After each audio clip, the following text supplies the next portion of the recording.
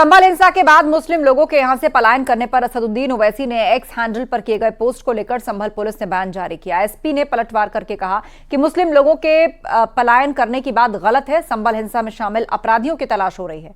जो लोग घर छोड़कर गए हैं वो शायद वही लोग हैं।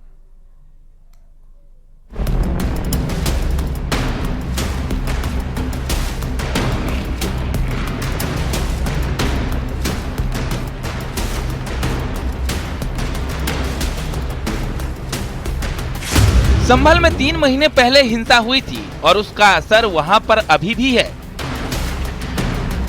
कोर्ट के निर्देश पर संभल की शाही जामा मस्जिद में हुए सर्वे के विरोध में हिंसक विरोध प्रदर्शन के करीब 3 महीने बाद भी सैकड़ों उपद्रवी अब भी फरार हैं। वहीं संभल में करीब 1000 घरों पर ताले लगे हुए हैं। माना जा रहा है कि गिरफ्तारी के डर से घर छोड़कर भाग गए हैं। वहीं एआईएमआईएम नेता असदुद्दीन ओवैसी ने सोशल मीडिया प्लेटफॉर्म पर योगी सरकार पर हमला बोला है। संभल में इतना डर और जुल्म का माहौल बना दिया गया है कि लोग अपने घर छोड़ने पर मजबूर हो रहे हैं। सरकार को संभल के मुसलमानों को निशाना बनाना बंद करना होगा। मोदी और बीजेपी ने बार बार झूठी अफवाह फैलाई थी कि कुछ इलाकों में हिंदू समाज का पलायन हो रहा था। हर बार वो बात झूठी साबित हुई थी। यहाँ तो पुलिस और प्रशासन ये बात खुद मान रहे हैं कि मुसलमानों का जबरन पलायन हो रहा है, तो फिर सरकार चुप क्यों है? ओवैसी के आरोपों पर संभल से पलायन पर संभल के एसपी का बयान आया। उन्होंने बताया कि 2,500-3 हजार लोगों ने पुलिस पर पत्थरबाजी की थी। महज 79 लोगों की ही गिरफ्तारी हुई है। बाकी लोग संभल से गायब हो चुके हैं। उन्होंने किसी भी तरह के पलायन से इनकार किया है। संभल हिंसा में 24 नवंबर को जो हिंसा हुई थी उसमें करीबन 2,500 से 3 हजार लोग सम्मिलित थे। उन लोगों के द्वारा पुलिस पर फायरिंग, पत्थरबाजी और तमाम तरीके के हमले किए गए थे। उनमें अभी तक 79 लोगों को 79 लोगों की गिरफ्तारी की जा चुकी है।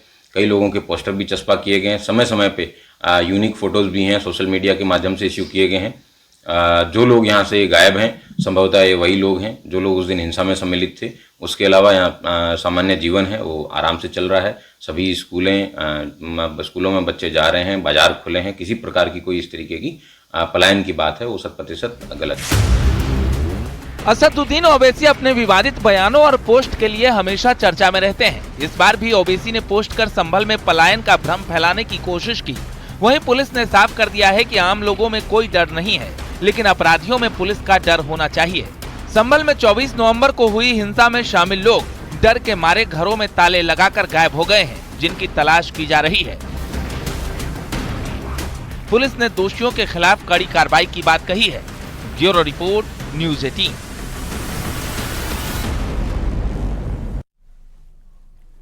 संभल के दीपासराय इलाके का रहने वाला मोहम्मद उस्मान पाकिस्तान में गिरफ्तार हुआ तो सियासत शुरू हो गई। उस्मान का आतंकी कनेक्शन आचार्य प्रमोद कृष्णम ने समाजवादी पार्टी पर बड़ा हमला बोला है से जोड़ते हुए उन्होंने शफीकुर रहमान बर्क का जिक्र करते हुए समाजवादी पार्टी को घेरा।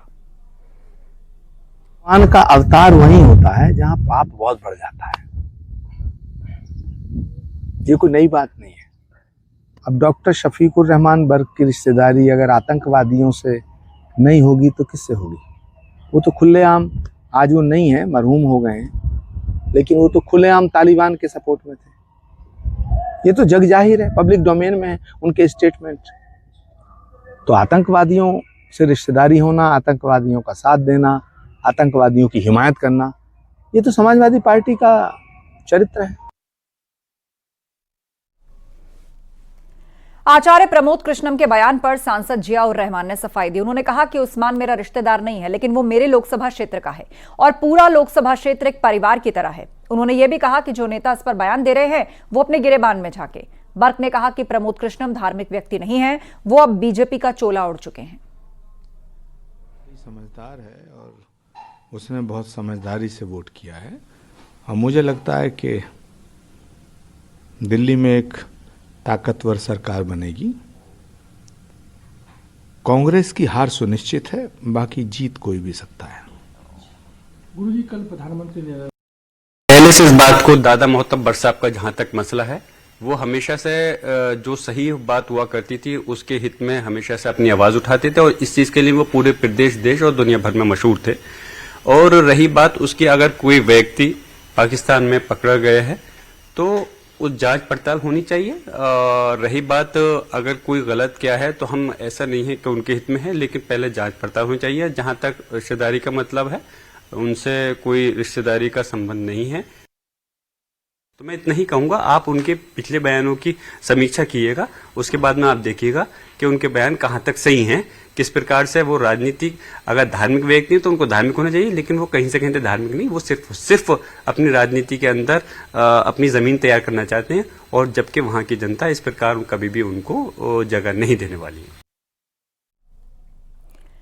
दिल्ली में बीजेपी की अगुवाई में भले ही अभी तक सरकार का गठन नहीं हुआ है, लेकिन चुनावी वादों पर अमल को लेकर हलचल बढ़ गई है। दिल्ली में यमुना नदी की सफाई का अभियान शुरू हो गया है। यमुना नदी में ट्रैश स्किमर, वीड हार्वेस्टर और ड्रेज यूटिलिटी क्राफ्ट से सफाई अभियान शुरू किया गया है। इससे पहले एलजी वीके सक्सेना ने दिल्ली के मुख्य सचिव समेत अन्य जिम्मेदार अधिकारियों को इसकी सफाई का काम फौरन शुरू करने का निर्देश दिया, और इसके लिए खास योजना तैयार की गई है ताकि पूरी प्लानिंग के साथ यमुना को साफ करने की मुहिम को आगे बढ़ाया जा सके।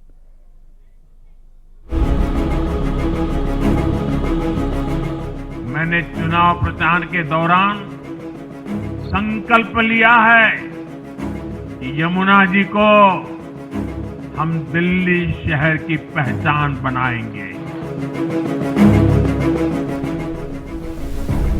प्रधानमंत्री नरेंद्र मोदी ने यमुना को लेकर जो संकल्प किया था, उस संकल्प को सिद्धि तक पहुंचाने की शुरुआत हो चुकी है। यमुना के कायाकल्प का काम शुरू हो चुका है। यमुना में उतरी बड़ी बड़ी मशीनें ये तो शुरुआत भर हैं। दिल्ली के एलजी ऑफिस के मुताबिक यमुना की सफाई का काम 4 अलग अलग फेज में किया जाएगा। सबसे पहले यमुना नदी की धारा से कचरे और गाद को हटाया जाएगा। इसके साथ ही नजफगढ़ ड्रेन, सप्लीमेंट्री ड्रेन और अन्य सभी प्रमुख नालों में सफाई अभियान शुरू किया जाएगा। इसके अलावा एसटीपी यानी मौजूदा सीवेज ट्रीटमेंट प्लांट्स की क्षमता और आउटपुट पर नजर रखी जाएगी। इसके अलावा 400 एमजीडी सीवेज ट्रीटमेंट की कमी को पूरा करने के लिए नए प्लांट बनाए जाएंगे। एक 3 साल का एक रणनीति बनाई गई है। 3 साल के अंदर यमुना जी साफ हो, इसकी चिंता कर रहे हैं। और दिल्ली सरकार जैसे ही गठित होगी और दिल्ली सरकार के एजेंडे पे सबसे पहला एजेंडा यह होगा कि हम यमुना कैसे साफ करें, और अगले 3 से 5 साल के अंदर यमुना जी बिल्कुल स्वच्छ और निर्मल हो, इसकी चिंता होगी। जिस दिन उन्होंने ये कहा था कि यमुना में बीजेपी ने या हरियाणा सरकार ने जहर मिला दिया है, उन्होंने अपने ताबूत में आखिरी कील ठोक ली थी। निश्चित तौर पर प्रधानमंत्री जी का जो वक्तव्य है, यमुना मैया को साफ करने का वक्तव्य है, और उसी काम पर एलजी साहब ने जो कचरा निपटान की है, 3 साल के अंदर इस यमुना को साबरमती जैसा अहमदाबाद में रिवर फ्रंट है वैसा होगा, पर्यटन स्थल होगा, यमुना साफ होगी। लोग सफाई के मामले में पूर्वांचल के लोग वहां पर अपनी पूजा भी करेंगे। दिल्ली चुनाव में यमुना की सफाई का मामला बड़ा चुनावी मुद्दा बना था। यमुना की सफाई के लिए खुद बीजेपी ने 3 साल की डेडलाइन सेट की है, और अब उसे जमीन पर उतारने के लिए सरकार के गठन से पहले ही एक्शन प्लान पर काम शुरू हो चुका है। 3 साल में यमुना को साफ करने के लक्ष्य को पूरा करने के लिए कई एजेंसियां और सरकार के कई विभाग एक साथ आएंगे। इनमें आपस में कोऑर्डिनेशन के जरिए एक्शन प्लान पर काम आगे बढ़ेगा। इनमें दिल्ली जल बोर्ड, दिल्ली नगर निगम, पर्यावरण विभाग, सिंचाई और बाढ़ नियंत्रण विभाग के अलावा पीडब्ल्यूडी और डीडीए की अहम भूमिका होगी। दिल्ली में यमुना की प्रतिष्ठा को फिर से स्थापित करने की शुरुआत हो चुकी है। गंगा की तरह दिल्ली में यमुना घाट पर संध्या आरती का शुभारंभ हो चुका है। आगे यमुना का प्लान बेहद बड़ा होने वाला है। यमुना किनारे रिवर फ्रंट बनाने का भी प्लान है, और यमुना को फिर से दिल्ली की पहचान बनाने की शुरुआत भी होगी, जैसा कि पीएम मोदी ने दिल्ली वालों से वायदा किया था। यमुना जी को हम दिल्ली शहर की पहचान बनाएंगे। वक्फ बिल को लेकर बनाए गए जेपीसी अध्यक्ष जगदम्बिका पाल ने एक बार फिर से विपक्ष को आड़े हाथ लिया। उन्होंने विपक्ष पर भ्रम पैदा करने का गंभीर आरोप लगाया है। उन्होंने बताया कि कानून बनने से गरीब पसमानदा मुसलमानों को फायदा होगा। ये केवल देश में भ्रम पैदा करने की, गुमराह करने की कोशिश कर रहे हैं, क्योंकि जो ट्रांसपेरेंट बिल आ रहा है जो वक्फ का बिल है, तो अब भविष्य में वक्फ की प्रॉपर्टी का जिस तरह से मुतवल्ली या खुर्द-बुर्द हो रहा था, वक्फ का फायदा किसी गरीब मुसलमान को नहीं मिल रहा था, किसी अनाथ को नहीं मिल रहा था, विधवा को नहीं, खवातीन को नहीं, किसी पसमानदा को नहीं मिल रहा था। आखिर कहीं भी आप वक्फ की प्रॉपर्टी हर जिले में है, उससे कहीं किसी गरीब की मदद शिक्षा में, एजुकेशन में, अस्पताल में हो रहा है? नहीं। तो आज जो ये कानून लेकर के आई है केंद्र सरकार, ये एक ट्रांसपेरेंट ढंग से कि इसका लाभ गरीबों को मिले। जैसे 3 तलाक में विरोध हो रहा था पूरे देश में, और आज कानून बन गया तो अल्पसंख्यक महिलाएं अपने को सुरक्षित महसूस कर रही हैं। आर्टिकल 370-35A जब समाप्त करने की बात थी तो महबूबा मुफ्ती जैसी कह रही थी खून की नदियां बह जाएंगी। आज जम्मू कश्मीर वर्ल्ड का टूरिस्ट डेस्टिनेशन बन रहा है और वहाँ पे देश के सारे पार्लियामेंट के पास किए हुए कानून लागू हो रहे हैं। तो स्वाभाविक है कि आज यह भी आने के बाद से जो वक्त का वाकिफ करने की मंशा है वो पूरा होगा।